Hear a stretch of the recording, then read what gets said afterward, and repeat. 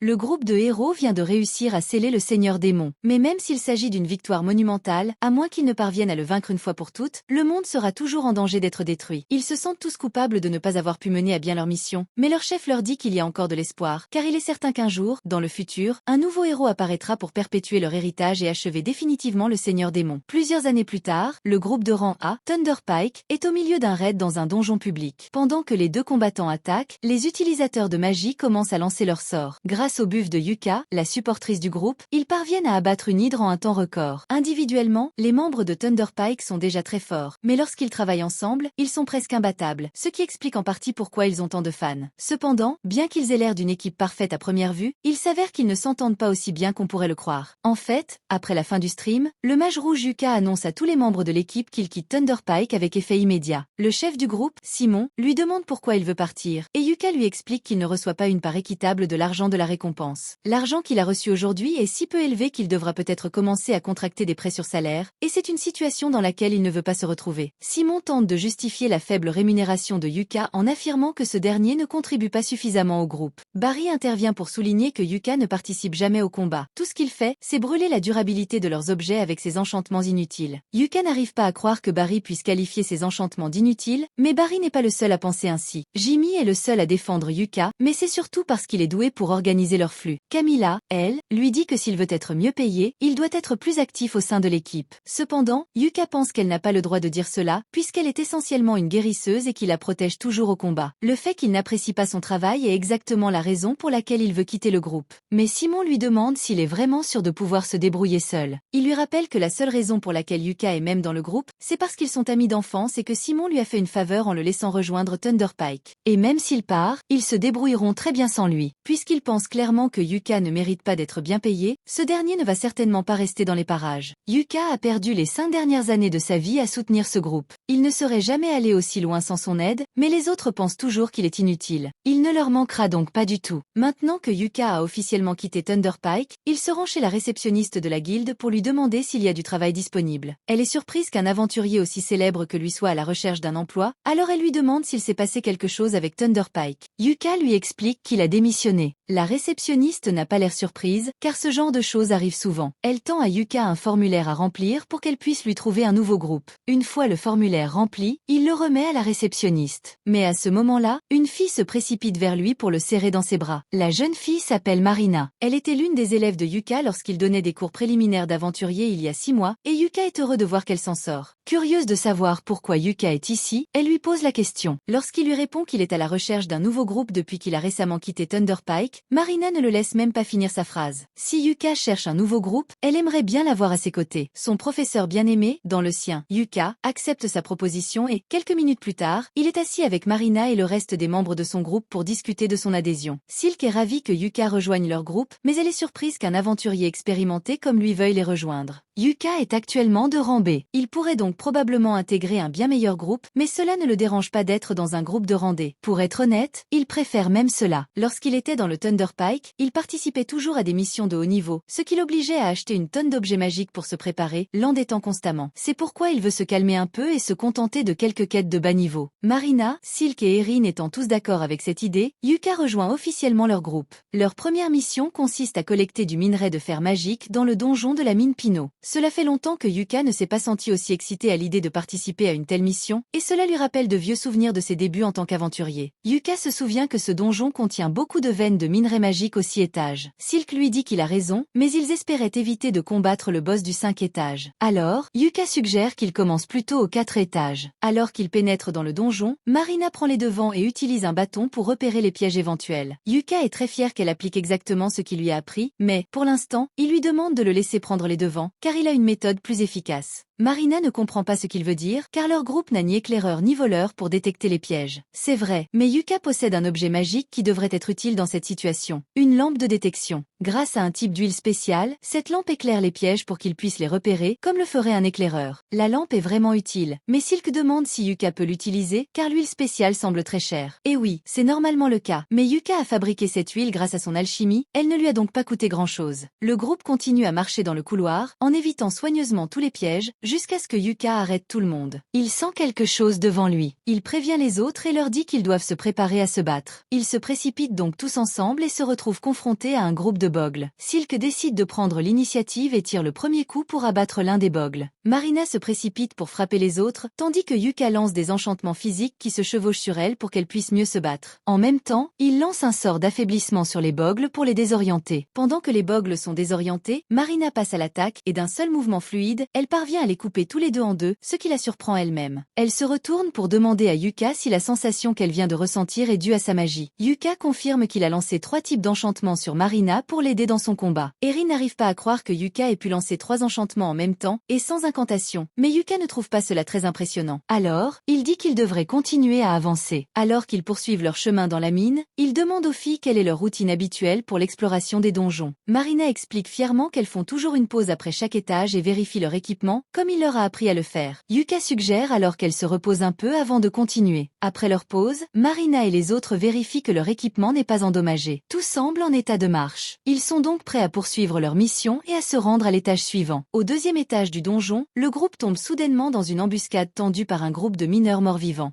Et le seul moyen de s'en débarrasser est que Rin utilise la magie sacrée. Donc, tout le monde doit la protéger pendant qu'elle utilise son chant. Marina et Silk prévoient de s'occuper de la défense, mais Yuka leur dit qu'il s'en occupe. Il lance donc une bénédiction de lumière sur eux tous, et même si elle ne tue pas les mineurs morts-vivants, elle les empêche de s'approcher. C'est donc une bonne mesure défensive. Finalement, Rin termine le sort de lumière sacrée et l'utilise pour éradiquer les morts-vivants. Une fois qu'ils sont en sécurité, Marina commence à féliciter Rin pour son bon travail. Yuka la félicite également, car il n'y a pas beaucoup de gens capables d'utiliser la magie de la lumière à l'échelle de ce que Rin vient de faire. Mais cela a probablement drainé une tonne de mana. Alors, il lance rafraîchir le mana pour l'aider à se rétablir. Rin n'arrive pas à croire que Yuka puisse utiliser Refresh Mana, car c'est une compétence très rare. Elle restaure complètement le mana de la personne sur laquelle elle est lancée, et cette seule compétence rendrait Yuka extrêmement précieux pour tout groupe travaillant avec lui. Mais Yuka pense qu'elle exagère un peu, car il n'a appris rafraîchir le mana que pour compenser le fait d'avoir un métier obscur comme celui de mage rouge. Même s'il a eu beaucoup de mal à l'apprendre, le groupe continue ensuite à marcher sur le sentier. Yuka commence à verser un liquide sur le sol. Silk lui demande ce qu'il fait et Yuka lui explique qu'il verse de l'eau bénite sur leurs traces de pas, afin d'empêcher les monstres morts-vivants de les suivre. Silk s'inquiète et demande si c'est vraiment normal qu'il gaspille son eau bénite comme ça, puisqu'elle est très chère. Mais Yuka lui répond que ce n'est pas grave, puisque, une fois de plus, il l'a fabriquée lui-même. Le groupe est choqué que Yuka soit capable de fabriquer de l'eau bénite alors qu'il n'est pas prêtre. Mais il a une méthode spéciale. En purifiant les cendres laissées par les morts-vivants lorsqu'ils sont vaincus, Yuka est capable de les transformer en eau bénite. Et les cendres qu'il a obtenues des mineurs morts-vivants seront plus que suffisantes pour compenser la quantité d'eau bénite qu'il utilise. Lorsqu'ils atteignent enfin le 3e étage, il suggère de faire une autre pause, car ils vont commencer à miner à partir de maintenant. Et comme ils n'ont pas mangé depuis un moment, il sort quelques ustensiles de cuisine de son sac magique et leur dit qu'il va leur préparer un repas. Les sacs magiques ne sont pas si rares, mais c'est la première fois que Rin envoie un en personne, alors elle est très excitée. Yuka met des saucisses et des œufs dans une casserole, et pendant que cela cuit, il sort une marmite spéciale. Les filles le regardent taper sur le côté de la marmite, qui se remplit instantanément. Yuka explique que la marmite est un artefact rare qu'il a trouvé dans les ruines d'un palais royal. Elle se remplit d'une soupe aléatoire à chaque fois qu'on l'utilise, ce qui est très pratique. Les filles sont très reconnaissantes envers Yuka, car c'est la première fois qu'elles ont l'occasion de manger un si bon repas en plein milieu d'une mission dans un donjon. Mais lorsque Silk examine la nourriture de plus près, elle se rend compte que du mana en émane. Elle interroge Yuka à ce sujet, mais il lui répond qu'il n'y a rien de spécial dans cette nourriture, puisqu'il a simplement préparé avec beaucoup d'amour. Ses talents d'alchimiste ont peut-être accidentellement enchanté la nourriture, mais cela ne devrait pas poser de problème. Le groupe arrive finalement au 4e étage du donjon, et se retrouve face à un lézard des roches. Alors que le monstre fonce sur eux, Yuka lui lance un sort de lenteur qui le fige sur place. Marina se précipite alors pour attaquer. Normalement, elle ne s'y risquerait pas, mais comme les enchantements de Yuka ont augmenté sa force et son endurance, elle décide d'essayer d'utiliser sa capacité lame magique. Grâce à elle, elle peut trancher la tête du lézard des roches d'un seul coup. Une fois le combat terminé, Marina est totalement épuisée, car la lame magique utilise une grande partie de son mana. Mais Yuka l'encourage à continuer à l'utiliser autant que possible, car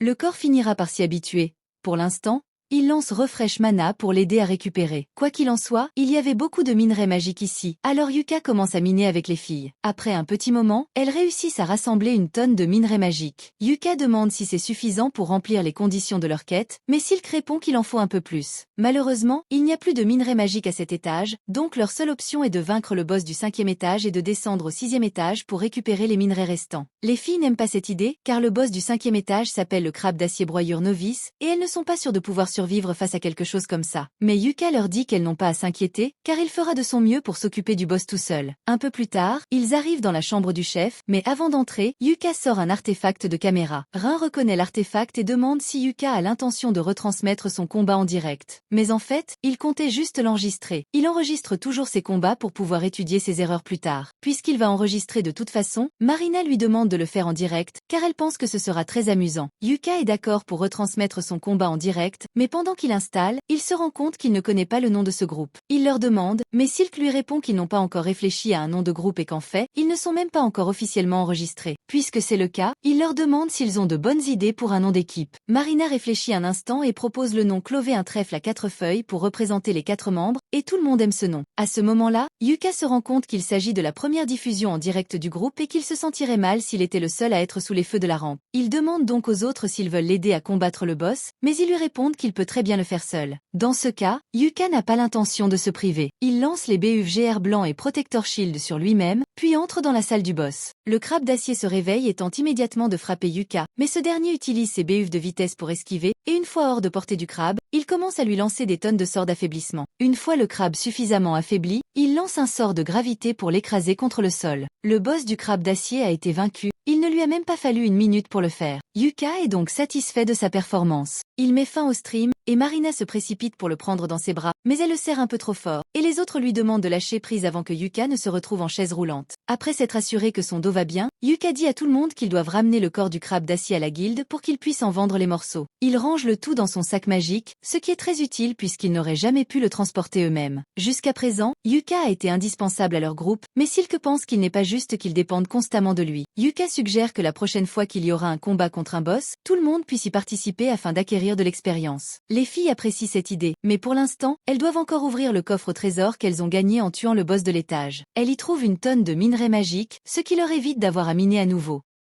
Après tout, les streams de donjons sont très populaires dans le monde entier, car ils constituent une excellente source de publicité pour les grandes entreprises. Ces entreprises proposent souvent des contrats de sponsoring aux streamers populaires. En ce moment, la popularité de Yuka est au plus haut, car la vidéo de sa victoire sur le crabe d'acier, avec seulement des sorts d'effets de statut, est devenue virale. Pendant ce temps, Yuka et les autres rentrent chez eux, et dans le wagon, Yuka leur demande ce qu'elles ont pensé de leur première mission ensemble. Les filles l'ont absolument adoré. Elles ont appris toutes sortes de choses intéressantes grâce à Yuka, et c'est, sans aucun doute, la meilleure mission qu'elles aient accomplie jusqu'à présent. En fait, elles pensaient toutes faire de Yuka le chef officiel de leur groupe, car c'est lui qui a le plus d'expérience. Elles lui font toute confiance pour leur vie, car il a été leur professeur. Yuka hésite à accepter ce rôle, car il n'a jamais eu l'intention de prendre la tête du groupe de Marina. Mais comme ils disent tous qu'ils veulent qu'il le fasse, il finit par accepter, surtout pour pouvoir assurer leur sécurité dans les batailles à venir. Alors que le groupe de Yuka célèbre sa première victoire, Thunder Pike subit une défaite cuisante. Simon a engagé un nouveau gars pour remplacer Yuka après son départ, mais il ne doit toujours pas réaliser à quel point Yuka portait leur groupe, parce qu'il les a conduits directement sur le territoire des loups et s'attendait à ce que tout se passe bien. Normalement, Yuka aurait déjà jeté un sort d'affaiblissement sur les loups, mais le nouveau ne peut pas le faire. Alors, les loups sont bien trop forts pour que le groupe puisse les gérer, et en conséquence, Jamie se fait dévorer. Simon la voit en difficulté et se précipite pour la sauver en décapitant le loup. Bien que Jamie soit techniquement en sécurité maintenant, son estomac est plein de trous, et elle mourra si elle n'obtient pas de l'aide rapidement. Simon demande à Camilla de jeter un sort de guérison à Jamie, mais Camilla répond qu'elle n'a plus de mana et qu'elle ne peut rien faire.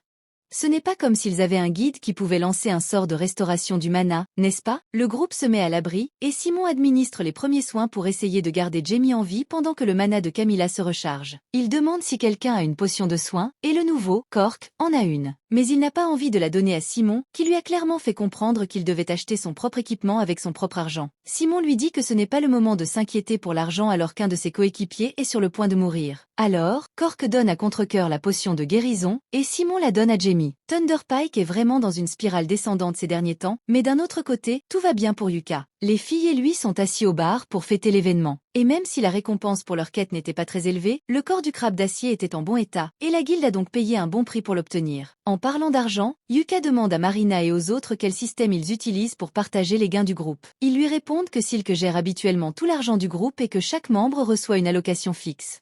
Yuka est un peu surpris, car il est rare qu'un groupe confie tout l'argent à un seul membre. Mais le groupe a une raison pour cela. Ils ont tous économisé pour pouvoir s'acheter une maison en tant que groupe, car il est un peu gênant de devoir louer l'auberge tout le temps. Comme ils essaient d'économiser leur argent, Yuka leur dit qu'il n'y a pas de problème s'ils continuent avec le système d'allocation. Silk lui demande s'il est vraiment d'accord pour qu'elle s'occupe de toutes les finances, car elle pensait qu'un aventurier comme lui voudrait s'occuper de son propre argent. Mais Yuka lui fait confiance, il n'y a donc aucune raison de changer le système qu'ils ont déjà. Alors que Yuka et les autres s'amusent et s'entendent bien, Simon et le reste de Thunder Pike sont contrariés, parce que c'est le pire résultat qu'ils aient eu depuis des années. Heureusement, ils ont pu sauver la vie de Jamie. Mais les choses auraient pu très mal tourner, et Simon rejette la faute sur Cork. Le reste du groupe s'en mêle et commence à traiter Cork d'inutile pour n'avoir pas été capable de les sortir de ce pétrin. Cork ne va pas les laisser le blâmer, puisque tout le monde sait que les grands loups traquent leur proie à l'odeur et qu'il est donc logique d'acheter un bloqueur d'odeur en prévision de la mission. C'est clairement la faute du groupe, qui n'était pas préparé à la situation. Mais Simon essaie de retourner la situation contre Cork, disant que s'il savait pour les bloqueurs d'odeur, il aurait dû leur dire et que le fait que Jamie ait failli mourir est entièrement de sa faute, parce qu'il n'a pas acheté de bloqueur d'odeur pour tout le groupe. Il se rend compte qu'il ne veut pas faire partie d'un groupe où personne n'est prêt à assumer la responsabilité de ses erreurs, et il démissionne sur le champ. Yuka l'entend et n'arrive pas à croire que Thunder Pike n'a toujours pas appris de ses erreurs. Mais cela ne le concerne plus. Il se retourne vers les filles, et Marina leur dit ce qu'elles doivent faire demain. Silk se souvient de ce que Yuka lui a dit un jour, à savoir qu'il est important de prendre un jour de repos après chaque mission, et elle leur propose de le faire. Tout le monde est d'accord,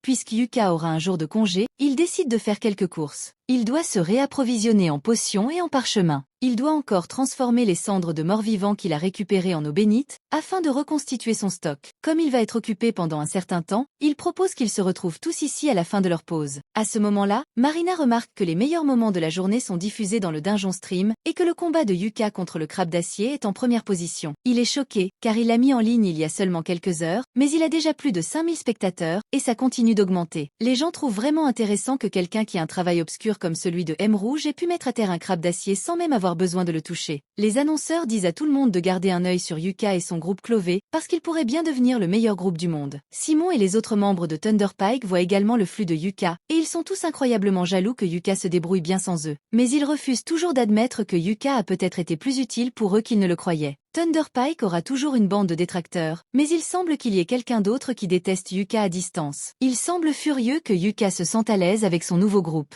Quelques jours plus tard, Yuka est de retour à la guilde. Il regarde le tableau d'affichage pour voir s'il peut trouver des quêtes qui conviendraient aux filles. Voyant qu'il a du mal à se décider, la réceptionniste s'approche et lui demande si elle peut l'aider. Yuka lui demande s'il existe des quêtes assez faciles pour un groupe de novices, mais qui rapportent une somme d'argent décente. La réceptionniste lui répond qu'il est un peu trop optimiste, il ne trouvera jamais de quête parfaite. Mais, compte tenu des circonstances, elle lui indique une quête de rancée, qui consiste à aller chercher des pierres magiques dans la forêt d'Ordon. Yuka pense que cela pourrait fonctionner, mais il est un peu curieux de savoir pourquoi la quête est de rancée, alors qu'aller chercher des pierres magiques n'est généralement qu'une quête de randée. La réceptionniste explique qu'une grande bête magique a été aperçue près de la forêt, et que cette quête est donc un peu plus dangereuse que la normale. Marina entre alors dans la guilde, et dès qu'elle entend le mot quête, elle crie immédiatement que leur groupe va l'accepter. Yuka lui demande de le laisser finir ses explications avant d'accepter la quête, mais Marine dit qu'elle n'a pas besoin de connaître les détails, car si Yuka pense qu'ils peuvent s'en charger, alors elle est sûre qu'ils seront capables de le faire. Ce ne devrait pas être trop difficile, puisqu'elle et les autres ont déjà fait une quête dans cette forêt, bien qu'elles ne comprennent pas pourquoi cette quête serait de rance alors que toutes les autres quêtes sont de randée. C'est alors que Yuka intervient et dit que la quête est de rance, car une bête magique vit quelque part dans cette forêt. En entendant qu'il y a une bête magique dans la forêt, les filles se demandent si c'est une bonne idée de faire cette quête, mais elles décident finalement de la faire quand même, car si Yuka est avec elles, elles sont sûres que tout se passera bien. Dans ce cas, Yuka leur dit de préparer leurs affaires et de le retrouver une heure plus tard devant la diligence pour qu'ils puissent se rendre dans la forêt. À ce moment-là, la réceptionniste revient avec le reçu de la quête, et tout cela semble un peu trop commode. Alors, il demande à la réceptionniste si elle a planifié les choses pour qu'elle se termine ainsi, mais elle n'y avoir un rôle à jouer dans tout cela. Le stream que Yuka a fait hier lui a valu plus de 10 000 fans, et tous sont impatients de voir le prochain stream de Yuka. Yuka est un peu gêné, car il n'avait pas réalisé que son stream lui vaudrait autant d'attention. Il ne voit aucun inconvénient à continuer à diffuser ses combats, car cela attire l'attention sur les filles. De plus, s'ils parviennent à trouver cette bête magique, le fait de la voir en vidéo serait une bonne chose pour les archives de la guilde. Pendant que Yuka parle de tout cela, l'homme de tout à l'heure devient de plus en plus furieux. Alors que Yuka quitte la guilde, il le suit. Lucas se rend immédiatement compte qu'il est suivi, car l'homme qui le suit fait un très mauvais travail, et il se réfugie dans une ruelle pour s'enfuir. Il espérait semer son harceleur, mais, pour un gros, il est plutôt rapide et rattrape Yuka. Yuka lui demande s'il a quelque chose à faire avec lui, et l'homme exige que Yuka quitte Clovey immédiatement. Yuka lui répond qu'il n'en est pas question, d'autant plus qu'il est le chef du groupe. L'homme n'arrive pas à croire que ses filles ont fait de Yuka leur chef après une seule journée passée ensemble, alors qu'il leur a proposé de rejoindre leur groupe 1 million de fois, et elles ont toujours refusé. Yuka comprend ce qui se passe ici, ce type voulait se constituer un harem de jolies filles aventurières, mais Marina et les autres ont refusé qu'il les rejoigne. Maintenant, voir un autre type vivre son rêve l'a rendu irrationnel. L'homme dégaine son épée pour attaquer. Si Yuka n'accepte pas de quitter le groupe de filles, alors Yuka lance tranquillement un piège au pied de l'homme et s'en va. Alors que Yuka s'éloigne, l'homme tente vraiment de l'attaquer, mais le piège de Yuka le fait glisser et tomber par terre. Une fois dans la calèche, Yuka parle aux filles de sa rencontre fortuite. Elles reconnaissent le gars comme étant Bzio et disent à Yuka qu'il essaie de rejoindre leur groupe depuis longtemps. Elles demandent si Yuka va bien, car elles détesteraient qu'il lui arrive quelque chose de grave à cause d'elle. Mais Yuka leur assure que ce n'est pas de leur faute. De plus, il a laissé ce type inconscient au milieu de la rue, alors ils n'ont qu'à le dénoncer à leur retour en ville. Entre-temps, avant qu'ils n'arrivent à destination, Yuka veut revoir une dernière fois l'objectif de leur mission. Ils vont chercher 3 pierres magiques dans la forêt d'Ordon et comme les autres disent qu'ils y sont déjà allés, ils leur demandent comment c'était quand ils y sont arrivés. Selon Marina, ils y étaient il y a 2 mois, mais, maintenant qu'elle y pense, elle n'a rencontré aucun monstre. Après avoir entendu cela, Yuka réalise que la bête magique devait déjà être dans la forêt il y a 2 mois. Ainsi, la guilde obtiendra des informations précieuses sur la bête, et, si elle ne parvient pas à la vaincre, il sera facile d'appeler des renforts en cas de besoin. Une fois arrivé dans la forêt, Yuka lance le streaming, et le groupe commence à se frayer un chemin dans la forêt. Yuka décide d'être à l'arrière-garde, car les bêtes attaquent généralement par derrière. Mais Marina demande si c'est vraiment bien qu'il soit à l'arrière-garde, car c'est là qu'il est le plus en danger. Yuka lui répond qu'elle n'a pas à s'inquiéter, car non seulement il peut utiliser Blank Step pour s'enfuir si sa vie est vraiment en danger, mais ses vêtements ont aussi de très bonnes statistiques de défense. Donc, il peut prendre quelques coups avant de tomber. Ils atteignent bientôt la cascade où ils doivent rassembler les pierres magiques. Mais, juste avant qu'ils ne l'atteignent, Yuka dit à tout le monde d'attendre, parce qu'il sent que quelque chose arrive. La bête magique se révèle enfin, mais toute la confiance que Yuka avait plutôt s'envole, car cette chose est un monstre de haut niveau que l'on ne trouve habituellement que dans les parties les plus profondes du donjon, un Zarnag. Les filles sont loin d'être assez fortes pour gérer cette chose ou même survivre une minute contre elle. Alors, Yuka se met devant elle et dit à Silk de mener les autres à la guilde des aventuriers et d'obtenir des renforts pendant qu'il tient cette chose ici. Cependant, les filles savent que Yuka n'a aucune chance contre cette chose s'il se bat seul. Alors, elles refusent de le quitter, sinon il risque vraiment de mourir. Yuka ne peut pas vraiment s'opposer à cela. Alors, il accepte qu'elle se batte avec lui et lance un sort d'enchantement sur elle. Marina et lui s'occupe de la première ligne. Marina charge donc en premier, mais le Zarnag la repousse sans effort. Yuka tente d'utiliser ses effets de statut superposés sur le Zarnag, mais bien qu'il l'affaiblisse, il ne lui inflige pas beaucoup de dégâts, si bien qu'il n'a plus beaucoup d'options. Pour le moment, il n'y a qu'une seule chose dans son arsenal qui puisse arrêter cette chose. Alors, Yuka décide de tout jouer sur un seul coup. Cependant, il a besoin de Marina pour gagner du temps afin de pouvoir lancer le sort. Marina accepte de distraire la bête. Elle s'approche d'elle et fait de son mieux pour garder son attention tout en esquivant ses attaques. Même lorsqu'elle est sur le point de se faire prendre, Silk et Rin l'aident grâce à leur magie. Grâce à leurs efforts combinés, Yuka a eu le temps de finir de lancer le sort de niveau 5, un missile prismatique extrêmement destructeur. Maintenant qu'il est terminé, Yuka le tire directement sur le visage de la bête. Après que le missile prismatique a frappé, il ne semble pas avoir fait grand-chose au début. Mais peu après, un monstre commence à cracher du sang, ce qui signifie qu'il a été gravement blessé. Rin lance alors un sort d'éclair de tonnerre de 5e catégorie pour électrocuter le monstre. Pendant qu'il est paralysé, Yuka ordonne à Marina de lui couper la tête. Marina fonce et active son épée magique, tandis que Yuka la dote d'un sort d'attaque critique, ce qui lui permet de trancher la tête du monstre d'un seul coup. Maintenant que le combat est terminé, Yuka tombe à genoux de soulagement, car il n'arrive pas à croire qu'ils ont réussi à vaincre le monstre sans qu'aucun d'entre eux ne meure. De retour en ville, tous les spectateurs du tournoi sont également stupéfaits, surtout par le sort que Yuka a utilisé, car personne n'a jamais rien vu de tel auparavant. Mais il y a toujours un détracteur dans la foule. De retour dans la forêt, Yuka se sent un peu étourdi à cause de tout le mana qu'il a dû utiliser pendant le combat. Mais dans l'ensemble, il est toujours en bonne condition. Il est content que tout soit bien passé, mais ce combat était bien trop dur pour un groupe de débutants comme eux. La seule raison pour laquelle ils ont réussi à s'en sortir vivants, c'est qu'ils ont eu de la chance. Il dit aux filles qu'il va les gronder plus tard à cause de leur comportement imprudent. Mais les filles pensent que Yuka est tout aussi imprudent qu'elle, parce qu'il s'est lancé seul dans la bataille, s'attendant totalement à se faire tuer. Et c'est un comportement inacceptable.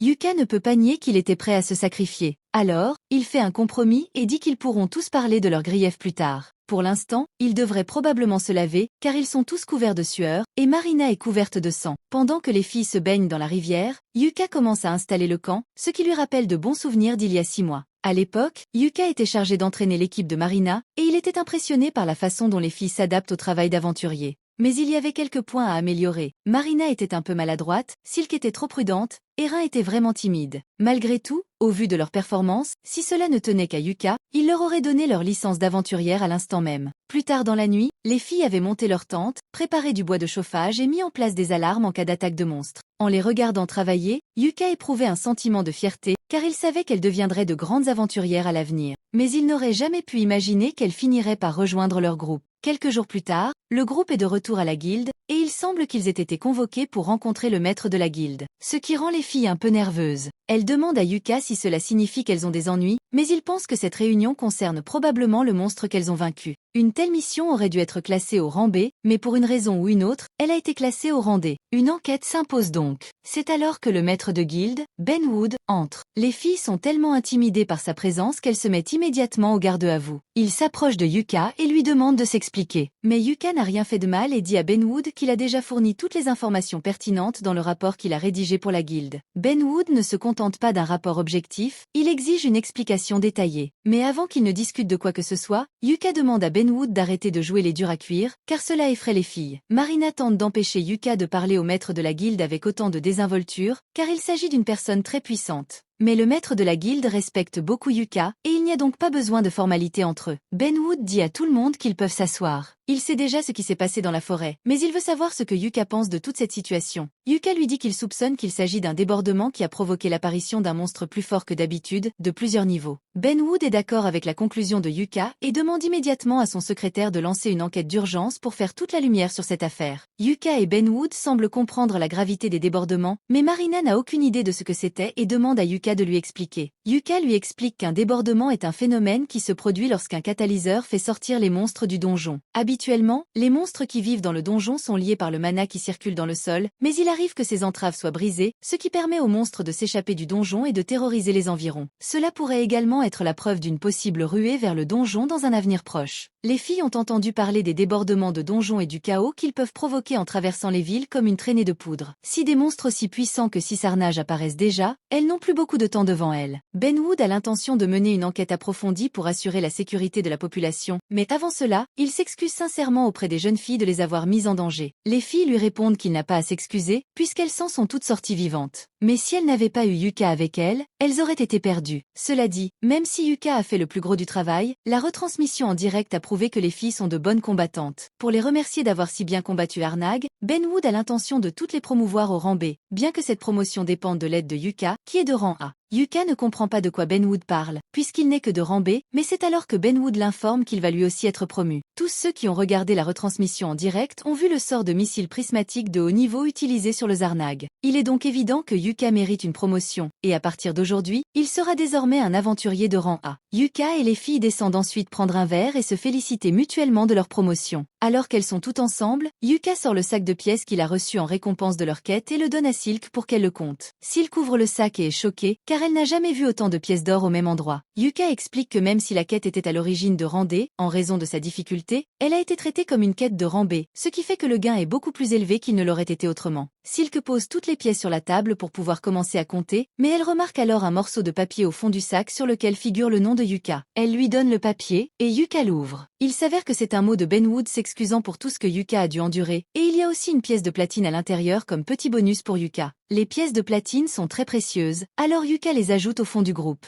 Après que Silk a fini de tout compter, elle dit à tout le monde qu'ils ont assez d'argent pour acheter une maison maintenant. Marina est tellement excitée qu'elle se lève et renverse accidentellement les pièces. Silk est également heureuse d'avoir atteint son objectif financier, mais elle se sent un peu mal à l'aise, car la seule raison pour laquelle ils ont obtenu autant d'argent, c'est grâce à Yuka. Bien que ce soit vrai, Yuka dit à Silk qu'elle n'a pas à penser à cela. Ils ont fait de lui le chef de Clové, et il est naturel pour un chef de faire tout ce qu'il faut pour aider le groupe. Ainsi, même s'il a joué un rôle majeur dans l'obtention de cet argent, il leur appartient à tous. Le groupe continue de faire la fête jusque tard dans la nuit, et à un moment donné, Rin demande à Yuka s'il a un rêve à réaliser. Yuka est pris au dépourvu par la question, Rin lui demande s'il y a une raison précise pour laquelle elle lui pose cette question. Rin explique qu'ils viennent d'atteindre leur objectif d'acheter une maison grâce à Yuka, et qu'elle veut donc savoir quel est le rêve de Yuka pour pouvoir l'aider à le réaliser, comme elle le demande. Yuka lui répond que son rêve est de conquérir les étages les plus profonds du donjon Achromatic Darkness. Dès que les filles entendent cela, elles crachent leur verre de surprise, car ce donjon est littéralement le plus dangereux qui soit. Il possède même une porte de l'abîme, un artefact connu pour être un passage direct vers le monde souterrain. Yuka explique que la porte de l'abîme est précisément la raison pour laquelle il veut conquérir l'Achromatic Darkness. Rin lui demande alors s'il a l'intention de franchir la porte de l'abîme s'il l'atteint. Yuka répond qu'il veut juste voir à quoi ressemble le bout du monde. Un de ses oncles s'est attaqué au donjon et a essayé d'atteindre la porte, et bien qu'il n'ait pas réussi, Yuka a entendu l'histoire tellement de fois quand il était enfant qu'il a décidé de l'essayer lui-même, bien qu'il sache que cela n'arrivera probablement jamais. Marina aime le rêve de Yuka et propose donc qu'ils aillent tous dans l'Achromatic Darkness pour essayer d'accomplir son rêve. Yuka lui dit que ce n'est pas si simple, car ce donjon est si dangereux qu'il faut une permission du gouvernement pour y entrer, et il faut être un groupe de rang A pour obtenir l'autorisation. Malgré tout, Rin pense que c'est une bonne idée et dit qu'elle veut que ce soit le prochain objectif de leur groupe. Tous les autres sont d'accord et promettent de travailler dur pour faire du rêve de Yuka une réalité. Cependant, ils ne tenteront pas de le réaliser dès aujourd'hui. Chaque jour qui passe, les streams de Clovey gagnent en popularité. En ce moment même, ils diffusent un combat contre une main morte. Grâce à leur travail d'équipe sans faille, ils parviennent à la battre avec un sort de foudre de Rin et un parchemin de pierre de Yuka. Ils saluent leurs fans, et tout le monde à la guilde les adore, sauf les membres de Thunder Pike, qui détestent la popularité de Yuka.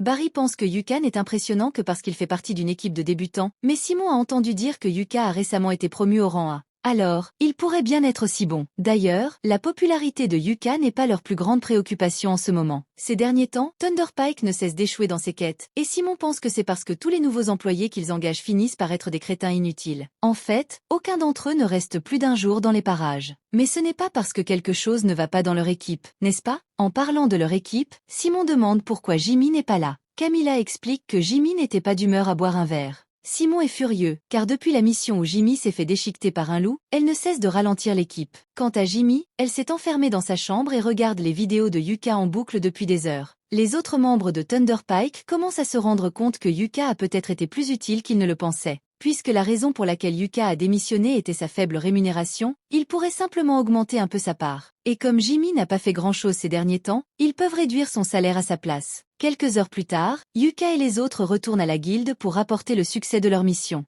Mais en arrivant à la porte d'entrée, ils trouvent Simon qui attend Yuka. Yuka est un peu fâché de revoir Simon. Il dit donc aux filles d'entrer sans lui, puis il demande à Simon ce qu'il veut. Simon va droit au but et dit qu'il accorde à Yuka l'honneur de rejoindre Thunder Pike. Yuka n'arrive pas à croire ce qui vient de sortir de la bouche de Simon. Mais ce dernier essaie de le convaincre en lui rappelant que son rêve de voir la porte de l'abîme ne peut se réaliser que s'il fait partie d'un groupe de rang A comme Thunder Pike. De plus, depuis que Yuka a quitté Thunder Pike, ils ont du mal à terminer les quêtes. Alors, Simon dit que c'est la responsabilité de Yuka de revenir et d'arranger les choses. Yuka écoute tout ce que Simon a à dire, mais c'est dommage, il s'en moque bien. Que Simon et lui aient été des amis d'enfance ne signifie rien après tout le manque de respect que Simon lui a témoigné. Yuka ne veut plus jamais avoir affaire à lui. Il entre alors dans la maison, laissant Simon réfléchir aux conséquences de ses actes. Pendant ce temps, Bézio observe tout ce qui se passe et semble avoir une idée sinistre en tête. De retour à l'intérieur, Yuka retrouve les filles, qui lui demandent ce qui s'est passé avec le type à l'extérieur. Yuka explique qu'il s'agissait de Simon, le chef de son ancien groupe. Dès que Marina l'entend, elle s'inquiète, car Yuka pourrait finir par rejoindre Thunder Pike. Mais, comme Lucas l'a dit plus tôt, rien sur Terre ne l'amènera à retourner dans ce groupe de spectacle. Cela mis à part, ils doivent encore rapporter le succès de leur mission à la guilde. Alors, ils se rendent tous à la réception, et après, ils prendront un verre pour fêter l'événement. C'est ainsi que se termine l'épisode 3. Abonnez-vous pour ne pas manquer la prochaine partie.